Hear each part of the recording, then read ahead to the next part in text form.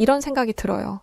어쩌면 그날 밤에 우리 한국 가서 살래라는 남편의 말이 떠오른 것은 하늘로 먼저 떠난 남편이 저희 모녀를 지켜주고 싶었던 간절한 마음이 제게 전달된 것이 아닐까 생각합니다. 어릴 적 한국에서 입양된 남편을 잃게 되었던 이 프랑스 여성에게 무슨 일이 있었던 걸까요? 안녕하세요. 저는 프랑스 파리에 살던 발레리 마르탱이라고 합니다. 사실 얼마 전까지만 해도 저는 지옥 속에서 살고 있었어요. 몇 년 전 세계를 덮친 전염병이 제게서 남편을 빼앗아 가버렸거든요. 갑작스럽게 사랑하는 남편을 잃은 뒤 저는 제정신이 아니었죠. 정말이지 너무 고통스러워서 물 한 모금도 제대로 넘길 수가 없었어요.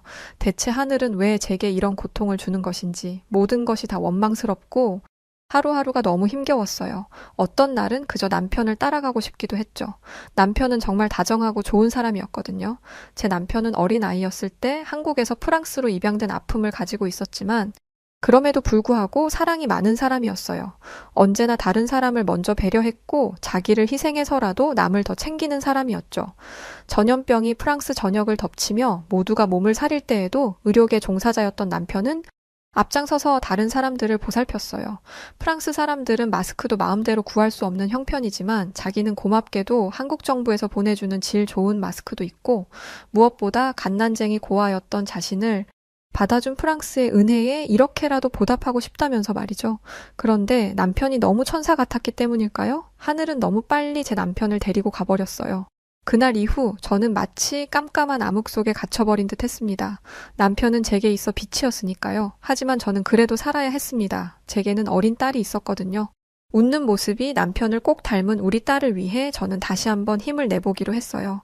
다행히 프랑스는 정부에서는 육아의 지원을 잘 해주는 편이었고 남편도 딸아이 앞으로 어느 정도 유산을 남겨줬기에 저는 당장 경제적으로 큰 어려움을 겪지 않을 수 있었습니다. 그래서 차분히 앞으로 어떻게 하면 좋을지 계획을 세워보았죠. 원래는 남편이 밖에서 일을 하고 저는 집에서 아이를 돌보았지만 앞으로는 낮 시간에 딸아이를 보육시설에 맡기고 저는 그 시간에 일을 하면 될 것 같았어요. 물론 갑자기 생활이 변하는 것이니 저도 딸아이도 적응할 시간이 필요하겠지만 그래도 저는 잘 해낼 자신이 있었답니다. 저는 엄마였으니까요. 그렇게 저는 딸과 함께 잘 살아가 보겠다는 각오를 다졌죠. 하지만 그건 제 각오만으로 되는 것이 아니었어요. 남편 없이 갑작스럽게 내던져진 프랑스 사회는 제 생각보다 너무 잔인하고 위험한 곳이었고 그 앞에서 저의 각오 따위는 아주 하찮은 것이었거든요. 다른 사람들의 아기에 평화로웠던 제 삶이 어떻게 망가질 수 있는지 알게 되자 저는 두려움에 떨게 되었죠. 지금도 그날만 생각하면 저는 몸서리가 쳐진답니다. 그날은 모처럼 딸아이를 데리고 놀이공원을 다녀오던 길이었어요. 마치 저희 모녀의 앞날을 축복해주듯 날씨도 너무 좋았고 오랜만에 나온 나들이의 신난 딸을 보며 저도 기분이 좋았죠. 그런데 너무 들떴던 탓일까요? 저희 모녀는 그만 너무 늦은 시간까지 밖에 있게 되고 말았어요. 정신을 차렸을 때는 이미 해가 뉘엿뉘엿지고 있었죠. 프랑스에서는 여자 혼자 밤거리를 돌아다니는 것이 아주 위험한 일이기 때문에 저는 마음이 급해지기 시작했어요. 더군다나 저는 지금 어린 딸까지 데리고 있으니 더욱 그랬죠. 그렇게 서둘러서 집으로 돌아가고 있는데 결국 우려했던 일이 터지고 말았습니다. 저 멀리 광장에서 사람들이 대규모 집회를 벌이고 있는 것이 보이더라고요. 이미 주변은 어두컴컴해졌고 집으로 가려면 그곳을 통과해야만 했기에 제게는 다른 선택의 여지가 없었고 결국 저는 떨어지지 않는 발걸음을 옮기기 시작했죠. 그런데 광장으로 가까이 다가가 보자 상황은 점점 더 심각해졌어요. 프랑스는 서유럽 국가 중에서 가장 많은 아랍계 이민자들이 모여 사는 국가인데 최근에 중동 지역에서 이스라엘과 팔레스타인이 전쟁을 벌이며 아랍계 이민자들이 프랑스 내에서 테러와 반이스라엘 시위를 벌이는 일이 잦아지고 있거든요. 그로 인해 프랑스의 분위기는 너무나 흉흉해졌어요. 중동 지역에서 전쟁이 터진 지 한 달 만에 파리에서 신고된 이들의 폭력적인 행위가 257건이나 될 정도죠. 저는 저들에게 괜한 해코지를 당하지는 않을까 두려운 마음이 들어 제 딸을 품에 더 꽉 끌어안았어요. 저들에게 제 딸의 머리카락 한 올이라도 보여주지 않을 심산이었죠. 그렇게 있는 대로 경계를 하며 그 많은 인파를 뚫고 걸어가는데 정말 다리가 다 후들거리고 온몸에서 식은땀이 줄줄 흐르더라고요. 물론 주변에 경찰들이 있기는 했지만 사람들이 이렇게 많은데 이들 중 갑자기 누가 돌발 행동을 할지는 모르는 일이니까요.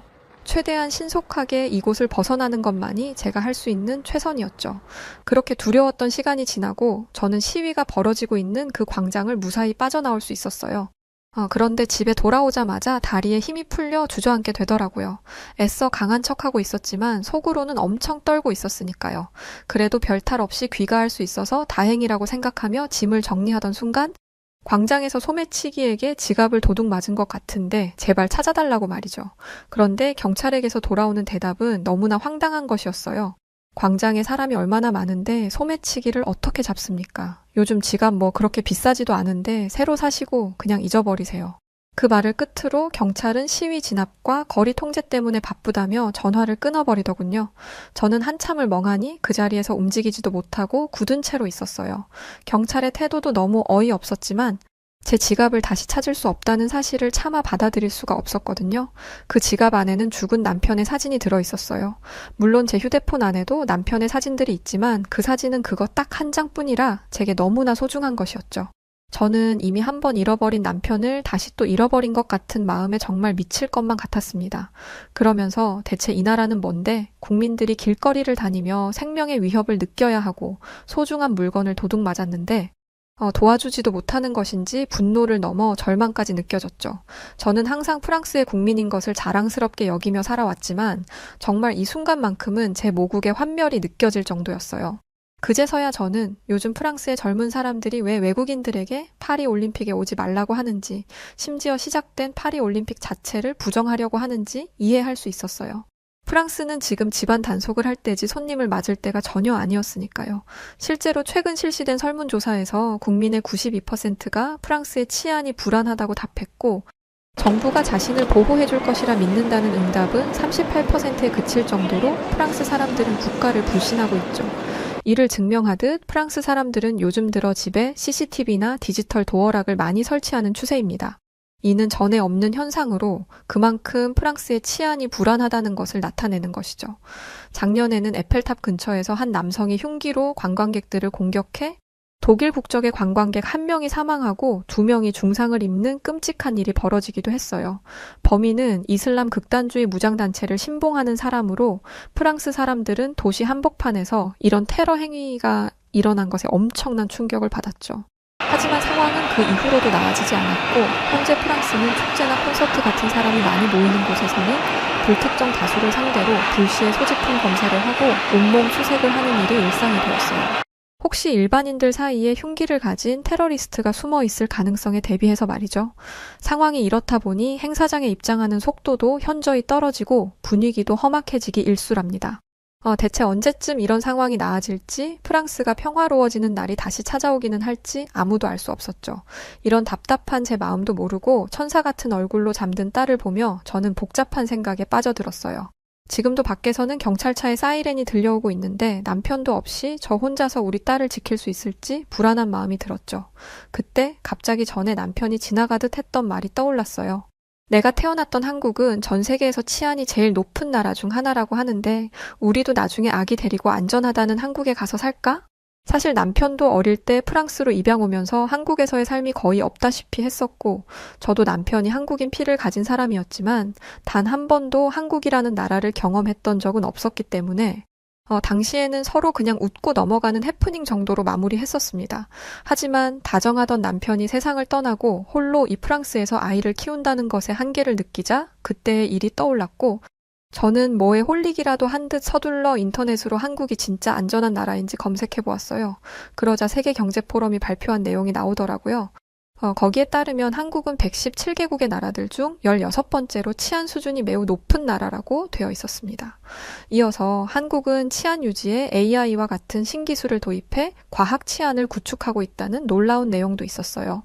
예를 들어 공원에 첨단 AI CCTV를 설치하여 청소년들의 비행을 예방하거나 지방 소도시, 국립공원 같이 인적이 드문 곳에 AI CCTV 및 스마트 경찰 호출 시스템을 만들어 시민들의 치안 불안을 해소하고 있다고 했죠. 해외에서도 이러한 한국의 우수한 치안 유지와 범죄 예방 시스템을 익히 알고 있어서 한국 경찰들을 초빙하여 교육을 받는 일도 있다고 하더군요. 실제로 중남미 지역은 각종 심각한 범죄가 기승을 부리고 있는 것으로 유명한데 그중에서 과테말라와 엘살바도르 경찰청이 한국의 치안 시스템에 반해 공조를 요청했다고 했어요. 이에 따라 한국 경찰청은 수사관들을 파견하여 유전자 증거 수집, 범죄 현장 감식 등 선진 수사 기법을 전수하여 과테말라와 엘살바도르의 치안 안정 및 범죄 예방에 크게 기여했다고 하더군요. 이렇게 놀라운 사실들을 알게 되자 저는 딸을 데리고 한국에 가봐야겠다는 생각이 들었어요. 저는 제 딸이 안전하게 지낼 수 있다면 못할 일이 없었으니까요. 그리고 무엇보다 한국은 제 남편의 뿌리가 있는 나라였기에 어쩐지 그곳에 가면 모든 일이 다 잘 될 것만 같았어요. 그렇게 결정을 내린 저는 빠르게 한국행을 준비하기 시작했죠. 준비는 어려울 것이 없었어요. 회사에 일주일 휴가를 내고 짐을 챙기는 것이 다였으니까요. 그런데 문제는 생각지도 못한 곳에서 터져 나왔습니다. 제 친구들에게 한국에 딸과 여행을 갔다가 마음에 들면 아주 이민을 가는 것도 고려 중이라는 이야기를 했더니 그중에 이말위라는 한 친구가 입에 거품을 물고 반대를 하더라고요. 여행 가는 건 좋은데 거기서 살겠다는 생각을 하다니 너 미친 거 아니니? 그것도 어린 딸을 데리고? 나는 절대 반대야. 아무리 한국이 예전에 비해 발전했어도 아직 우리 프랑스보다는 아래잖아. 그리고 맨날 뉴스 보면 북한 미사일과 전쟁 도발에 아니 어떻게 그런 나라에 가서 산다는 생각을 다 해. 제발 정신 좀 차려라. 너 진짜 큰일 나. 그러면서 굳이 아시아로 가야겠다면 한국 말고 예전부터 선진국이던 일본으로 가는 것이 더 낫지라면서 저를 설득하려고 했어요. 안전하다는 이유로 한국을 선택한 거라면 차라리 일본이 더 낫지 않겠냐면서 말이죠. 저는 동료의 말에도 어느 정도 일리는 있다고 생각하긴 했습니다. 거짓을 이야기한 게 아니었으니까요. 하지만 제 마음은 쉽게 움직여지지 않았어요. 왠지 한국에 가면 세상을 떠난 남편이 보호해줄 것 같은 기분이 들어서였습니다. 사실 한국에 대해서 저는 잘 모릅니다. 저에게 한국은 그냥 남편이 태어난 국가, 제 딸의 피에 한국의 피가 섞여 있다는 것 이외에는 그동안 프랑스에서 새 식구 살기 바빴기에 관심을 둘 여력이 없었죠. 하지만 한국으로 딸과 가겠다는 생각을 하고 난 뒤에 몇 날 며칠 인터넷과 관련한 정보들을 찾아봤던 이야기로는 한국은 제 동료가 이야기하는 것과는 완전 다르게 느꼈습니다. 왠지 세상을 떠난 남편이 저와 제 딸을 한국으로 부르는 것 같았어요. 그렇게 며칠이 지나고 저는 드디어 한국에 오게 되었어요. 인천공항을 빠져나온 순간 제일 먼저 든 생각은 공기가 정말 좋다는 것이었죠. 프랑스는 뭐라 설명할 수 없는 특유의 악취가 있거든요. 그건 중세시대까지 거슬러 올라가는 아주 오래된 전통을 가진 냄새인데 옛날에 프랑스에는 가정에 하수 처리 시설이 없어서 오물을 그냥 창밖으로 버렸다고 해요. 그러다 보니 길거리에는 오물이 엄청나게 쌓였죠. 그걸 깨끗하게 치웠으면 좋았을 텐데 왜 그랬는지 우리 프랑스의 조상님들은 오물을 치우기보다는 피하기를 택했어요. 굽이 높은 신발을 만들어 신고 다니면서 말이죠. 물론 지금은 파리에 하수 처리 시설이 설치되어 있고 프랑스 사람들은 더 이상 거리에 오물을 버리지 않지만 그래도 그렇게 오랜 시간 방치되었던 오물의 악취가 어디 쉽게 사라지나요? 결국 프랑스 파리는 악취 나는 도시가 되고 만 거죠. 하지만 한국은 달랐어요. 하수구 냄새는커녕 담배 냄새도 나지 않더라고요. 주변을 둘러보니 길거리에 흡연자가 한 명도 없던데 저는 그것도 정말 신기했어요. 프랑스에서는 사람들이 길거리를 걸어 다니며 담배를 피우는 것은 물론 식당에서도 화장실에서도 담배를 피우거든요. 그러다 보니 저같이 아이를 데리고 다니는 비흡연자는 불쾌감을 느낄 때가 많은데 한국 사람들은 흡연 구역에서 담배를 피우다가도 어린이를 발견하면 어쩔 줄 몰라 하며 얼른 담배를 끄더라고요. 자신의 즐거움보다 다른 사람의 건강을 먼저 생각해주는 그런 모습을 보면서 저는 언제나 다른 사람들을 먼저 배려했던 남편이 떠올랐어요. 그러면서 어쩐지 한국에서는 좋은 기억을 많이 만들 수 있을 것 같다는 예감이 들었죠. 이어서 저는 딸과 함께 택시를 타고 서울에 있는 호텔로 향했어요. 그리고 잠시 후 모습을 드러낸 서울에 경악하고 말았답니다. 마침 제가 도착한 시간은 노을이 지는 때였는데 높은 빌딩 사이로 해가 저물며 드넓은 한강이 따뜻한 색으로 물드는 모습이 너무 아름다웠어요. 저는 제 옆에서 함께 감탄하고 있는 딸에게 여기가 바로 아빠가 태어난 곳이야 라고 알려주었죠. 사실 한국은 반도체와 디지털 산업으로 유명한 대기업들 때문에 최첨단 산업을 이끄는 도시 국가라는 이미지가 강했거든요. 그런데 이렇게 아름다운 풍경을 보고 있으니 제가 너무 한국의 단편적인 모습만 보고 있었다는 생각이 들었어요. 어쩌면 한국은 고요함과 평화로움까지도 갖춘 나라일지도 모른다는 생각이 들자 문득 저에게 한국에 가겠다는 저를 미친 사람 취급하며 비아냥거렸던 제 친구 이말위가 떠오르더군요. 그래서 저는 얼른 휴대폰을 꺼내서 지금 제 눈앞에 펼쳐진 아름다운 광경을 카메라에 담았죠. 그리고는 그 사진을 친구에게 전송했답니다. 나 한국 잘 도착했어. 네가 했던 말과 다르게 한국은 아주 평화롭고 안전하니까 내 걱정은 하지 마. 혹시 프랑스에 자꾸 테러 발생해서 무서우면 너도 한국 오고. 이런 메시지도 함께 말이죠. 그러자 잠시 후 제 메시지를 확인한 이마리는 이렇게 아름다운 도시가 한국일 리 없다며 저에게 사기치지 말라고 하더군요. 뭐 눈에는 뭐만 보인다더니 이렇게 증거를 보여주는데도 믿지를 않으니 정말 어이가 없었죠. 전 이제 그만 이 얄미운 친구는 잊어버리고 제 딸과 함께 한국에서 즐거운 여행을 하는 것에만 집중하기로 했어요. 우선 호텔에 도착하자마자 저는 딸과 함께 샤워를 했어요. 그런데 한국의 수돗물은 신세계더군요. 프랑스의 수돗물은 석회질이 섞여 있어서 샤워를 하고 나면 어쩔 수 없이 몸과 머리카락에서 퍼석함이 느껴지는데 한국은 전혀 그렇지 않았어요. 물에 그 어떤 불순물도 없는 것은 물론이고 냄새도 안 나고 너무 깨끗해서 샤워를 하고 나니까 피부가 뽀득뽀득하니 윤이 나더라고요. 한국 사람들은 이렇게 좋은 물로 매일 샤워를 한다고 생각하니까 저절로 부러운 마음이 들었어요. 그러면서 이 물의 근원인 한강이 궁금해지더군요. 택시를 타고 오며 이미 멀리서 보기는 했지만 더 가까이서 자세히 보고 싶었죠. 그렇게 다음 날이 찾아왔고 저는 제일 먼저 한강에 가보기로 했답니다. 호텔 직원이 한강에 갈 때는 지하철을 타고 가는 것이 좋다고 추천하기에 그렇게 하기로 했는데 사실 조금 걱정이 되었어요. 한국이 안전한 나라라고는 하지만 지하라는 공간은 의뢰 범죄가 많이 일어나는 곳이잖아요. 아무래도 지상에 비해 어둡고 인적이 드무니까요. 실제로 프랑스에서는 지하철 안에서 소매치기 범죄가 기승을 부리고 있거든요. 앵벌이들이 지하철역 안에 조직을 이루고 있을 정도죠. 그래서 처음에는 지하철을 타는 것이 망설여졌지만 그래도 호텔 직원이 어린 딸도 데리고 있는 제게 위험한 일을 권하지는 않았을 거라는 생각에 저는 용기를 내서 지하철역으로 들어갔답니다. 그런데 지하철역 내부를 보자마자 저는 충격을 받았어요. 왜냐하면 내부 인테리어가 깨끗하고 세련됨은 물론 조명들 때문에 아주 환하게 느껴졌거든요. 그래서 그런지 이곳이 지하라는 생각이 전혀 들지 않았어요. 오히려 에스컬레이터와 엘리베이터, 스크린 도어, 심지어 무빙 워크까지 설치되어 있어서 그런지 첨단 미래 도시에 온 것 같은 느낌까지 들더라고요. 그 순간 저는 한국의 지하철이 안전하다는 결론을 내렸답니다. 왜냐고요? 사람들이 정성을 들여 관리하는 공간이나 부유해 보이는 곳에서는 범죄자들이 쉽게 범행을 저지르지 못한다는 깨진 유리창 이론이라는 게 있잖아요. 한국의 지하철역 같이 훌륭한 시설에서는 소매치기범들이 쉽게 설칠 수 없는 게 당연한 일이었죠. 그렇게 저는 편안한 마음으로 지하철에 탑승했답니다. 그런데 한국은 지하철 안에서도 와이파이가 너무 잘 터지더라고요.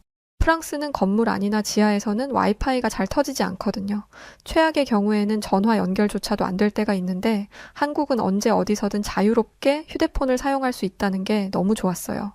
지하철 안에서 휴대폰을 보며 심심하지 않게 이동할 수 있다는 것도 큰 장점이지만 무엇보다 저는 만약에 지하철에서 무슨 일이 생겼을 때 휴대폰으로 빠르게 도움을 요청할 수 있을 테니 안심이 되더라고요. 한국은 디지털 치안 강국이라더니 정말 감탄이 절로 나왔답니다. 그렇게 저는 안전하고 편안하게 한강에 도착했고 바로 그 순간부터 가슴이 탁 트이는 듯한 시원함을 느낄 수 있었어요. 한강은 프랑스의 생강과는 비교도 할 수 없을 정도로 거대했는데 그 드넓은 물결을 따라 불어오는 바람을 맞으니 가슴속에 있던 모든 걱정들이 다 씻겨지는 것 같더라고요. 주변을 둘러보니 사람들은 돗자리를 깔고 누워서 저처럼 시원한 강바람을 맞거나 자전거를 타며 도심 속의 휴양을 즐기고 있었어요. 생강에서는 악취가 심하게 나고 벌레들이 들끓고 있기 때문에 프랑스 사람들은 절대 생강 근처에서 휴식을 취하지 않아요. 생강 옆에 돗자리를 깔고 누웠다가는 휴식은커녕 쥐떼를 만나 깜짝 놀라거나 끔찍한 악취에 두통만 생길 테니까요. 뿐만 아니라 생강은 노숙자들의 천국이기 때문에 공중 화장실도 마음 놓고 쓸 수 없어요. 노숙자들이 그 화장실에서 거의 살다시피 하니까 화장실의 위생 상태가 아주 엉망이거든요. 그런데 프랑스 정부는 대체 무슨 생각인지 올림픽 선수들에게 이 더러운 생강에서 수영하도록 한다고 하더라고요. 처음에 그 소식을 들었을 때 프랑스 사람들은 정부가 미친 건가 싶었어요. 왜냐하면 생강은 세균이 득실거리는 말 그대로 똥물이거든요. 오죽하면 프랑스 사람들이 생강의 대변을 보자는 극단적인 시위를 벌였겠어요. 그에 반해 한강은 생강보다 훨씬 거대한 강인데도 깨끗한 푸른 빛을 유지하고 있어서 정말 놀라웠어요. 그런데 알고 보니 이렇게 깨끗한 한강의 수질 뒤에는 한국의 놀라운 기술력이 있었죠. 먼저 우수한 하수 처리 시설을 통해 한강으로 유입되는 오폐수와 쓰레기를 체계적으로 관리하고 AI 녹조 처리 시설을 설치해 물이 계속해서 순환하며 자정작용을 할 수 있도록 한다더군요. 프랑스 정부도 생강의 수질을 개선하겠다며 정화 사업에 2조가 넘은 돈을 쏟아부었다는데 여전히 생강의 상태가 엉망진창인 것을 생각하면 정말 한숨이 절로 나왔답니다. 딸아이에게 뭐가 먹고 싶냐고 물어보니 고기가 먹고 싶다고 해서 저희 모녀는 한강 근처에서 맛있기로 유명하다는 양념갈비를 먹으러 갔답니다. 저희 모녀는 한국식으로 고기를 먹는 것은 이번이 처음이었는데 정말 신선한 경험이었어요. 우선 저는 주문을 하면 스테이크처럼 다 구워진 고기가 서빙될 줄 알았거든요. 그런데 갑자기 사장님이 엄청나게 뜨거운 숯불을 가지고 나오시는 게 아니겠어요. 순간 저는 저렇게 뜨겁고 무거운 걸 식당 안에서 왜 들고 다니는 거지? 라는 생각과 함께 위험하다는 판단이 들어서 딸아이를 얼른 품에 끌어안았죠. 그런데 사장님은 그런 저를 이상하게 바라보시더니 숯불을 테이블 안에 세팅하시고는 그 위에 고기를 구워주기 시작하셨어요. 그 순간 어찌나 민망하던지요. 영문을 모르는 제 딸은 엄마 왜 그래? 하고 천진하게 물었고 저는 그저 어색한 웃음을 지을 수밖에 없었답니다. 창피한 마음에 얼른 먹고 나가야지 생각하고 있던 차에 고기가 다 익었고 저는 살짝 식힌 고기를 딸의 입에 먼저 넣어주었죠. 그런데 바로 그 순간 딸아이가 눈을 커다랗게 뜨며 양손으로 엄지를 치켜 세우는 게 아니겠어요? 저는 너무 깜짝 놀랐죠. 제 딸은 입이 까탈스러운 편이라서 뭘 먹어도 시큰둥하거든요. 이 아이가 음식을 먹은 뒤 이렇게 폭발적인 반응을 보이는 것은 난생 처음이었죠. 저는 대체 이 양념갈비라는 것이 얼마나 맛있길래 그런가 싶어서 얼른 먹어봤어요. 그런데 와, 정말 입에서 살살 녹더라고요. 숯불에서 방금 구운 고기는 불향을 가득 머금고 있었고 야들야들한 고기에서는 달콤한 육즙이 느껴졌죠. 프랑스도 고기 요리로는 빠지지 않는 나라인데 이건 프랑스 요리와는 또 다른 세계의 맛이었어요. 그렇게 저희 모녀가 정신없이 고기를 집어먹고 있자 사장님은 양파절임도 같이 먹어보라고 권하셨고 저는 사장님 말씀대로 간장에 절인 양파와 함께 고기를 먹어보았어요. 그렇게 먹으니 아삭아삭한 식감과 풍미가 살아나면서 환상적인 맛이 느껴지더라고요. 저는 물개라도 된 듯 그 자리에서 마구 박수를 쳤죠. 아까 전에 얼른 먹고 나가야지 하고 생각했던 것은 어느새 다 잊어버렸고 저는 물냉면까지 추가 주문을 했어요. 그런데 참 신기한 것이 한국 식당은 음식을 자를 때 나이프가 아닌 가위를 사용하더라고요. 사장님이 고기를 잘라주실 때도 냉면을 잘라주실 때도 가위를 사용하셨어요. 프랑스에서는 스테이크를 썰 때 나이프를 사용하고 스파게티를 먹을 때는 아예 포크만 사용하는데 이런 문화의 차이는 참 신기하더라고요. 제가 가위를 신기하다는 듯 바라보자 사장님은 이렇게 설명해 주셨어요. 한국 사람들은 효율적인 것을 중요하게 생각해요. 양념갈비나 삼겹살 같은 고기를 자를 때는 집게와 가위를 사용하는 것이 제일 빠르고 편하니까 이런 방식을 사용하는 거랍니다. 외국 사람들은 식탁에서 가위를 사용하는 것을 이상하게 보기도 하던데 한국 사람들은 식탁에서 사용하는 가위와 사무용으로 사용하는 가위를 엄격하게 구분하니까 혹시라도 위생 걱정은 하지 말아요. 그리고 외국인들도 어색해서 그렇지 일단 주방에서 가위를 한번 사용해보면 너무 편해서 가위를 자주 애용하게 되기도 한다고 하니까 음식만 맛있게 드시면 됩니다. 그 이야기를 들은 저는 호텔로 돌아가는 길에 주방용 가위를 하나 구입했답니다. 제가 여태까지 경험해본 바로 한국은 뭐라 설명하기 어려운 매력과 비상한 면모를 가지고 있는 나라였고 분명 이 주방 가위도 제가 여태까지 살면서 알지 못했던 편리함을 느끼게 해줄 것 같았거든요. 그리고 저는 이마리에게도 이 주방 가위를 선물하기로 했어요. 최근 저뿐만이 아닌 전 세계의 사람들이 한국의 드라마, 한국의 음악, 한국의 화장품, 한국의 휴대폰까지 그냥 한국 그 자체에 빠져 있는데 이마리도 현실을 좀 제대로 알고 프랑스라는 작은 우물에서 빠져나와 좋은 문화를 함께 누렸으면 했거든요. 일주일 동안 딸아이와 함께 한국의 이곳저곳을 다니며 제가 느꼈던 것은 한국은 정말 사람이 살기에 좋은 나라라는 것이었어요. 해가 떠 있는 낮 시간에만 안전한 것이 아니라 24시간 자유롭고 안전하게 돌아다닐 수 있고 밤이나 새벽에도 필요한 것이 있으면 뭐든지 구할 수 있는 편리함을 갖춘 곳이 바로 한국이었죠. 그리고 이 모든 것을 가능하게 하는 것은 바로 한국인들의 높은 시민의식이었습니다. 사회를 안전하게 만드는 근본적인 힘은 뛰어난 범죄 수사 기술도 압도적인 기술력의 CCTV도 아닌 서로가 서로를 배려하는 따뜻한 마음과 배려니까요. 전 세계에서 가장 많은 자본과 가장 뛰어난 기술력을 가졌다. 자부하는 미국도 한국만큼 강력한 치안을 유지하고 있지 못하는 이유가 바로 이런 것에 있는 게 아닐까요? 한국 사람들은 남을 위하는 정을 가지고 있으니까요. 그리고 바로 그런 점 때문에 저는 제 남편을 사랑했던 것이고요. 저는 한국에 온 뒤 따스한 한국인들의 모습에서 세상을 떠난 제 남편의 모습을 많이 느꼈고 앞으로 제 딸을 이곳에서 키우며 제 딸이 한국인들의 우수한 점들을 닮아갔으면 좋겠다는 생각을 하게 되었어요. 그렇게 결정을 내린 뒤 저는 이민 준비를 하기 위해 프랑스로 돌아왔죠. 그런데 프랑스에서는 놀라운 소식이 저를 기다리고 있었습니다. 글쎄 제가 한국에 간 사이 아랍 이민자들이 시위를 벌이다가 시내에 있는 이마리의 약국에 돌팔매질을 한 게 아니겠어요. 그 바람에 약국의 유리창은 다 깨져버렸고 그 틈으로 도둑이 들어 이마리는 엄청난 금전적 손해를 봤다고 했어요. 그런데도 이마리는 아직 정신을 차리지 못했더군요. 정말 운이 좋지 못했어. 어느 나라나 이런 일은 생길 수 있는 거니까 뭐 난 괜찮아. 하지만 너는 어때? 한국에서 고생이란 고생은 다 하고 왔을 것 같은데 괜찮니? 딸은 무사해? 그렇게 말하는 이마리를 보며 저는 선물하려고 했던 주방 가위를 그냥 제 가방에 도로 넣었어요. 아무래도 얘는 갱생의 여지가 없는 것 같더라고요. 그냥 저는 얼른 이민 준비를 마치고 제 딸과 한국에 가서 행복의 제2의 인생을 시작하려고 합니다. 사실 이 글을 쓰는 지금도 저 밖에서는 경찰차의 사이렌 소리와 시끄러운 시위대의 소리가 들려오고 있어요. 저는 하루빨리 안전한 한국으로 가서 마음 편하게 지내고 싶은 마음뿐입니다. 요즘은 그런 생각도 들어요. 어쩌면 그날 밤 한국은 안전한 나라라던 남편의 말이 떠오른 것은 하늘나라에서 저희 모녀를 지켜주고 싶었던 남편의 간절한 마음이 제게 전달된 것은 아닐까. 그런 의미에서 이 자리를 빌려 남편에게 한마디만 할게요. 여보, 나 이제 한국 가면 더는 무서워하지 않고 우리 딸이랑 힘내서 열심히 살아갈게.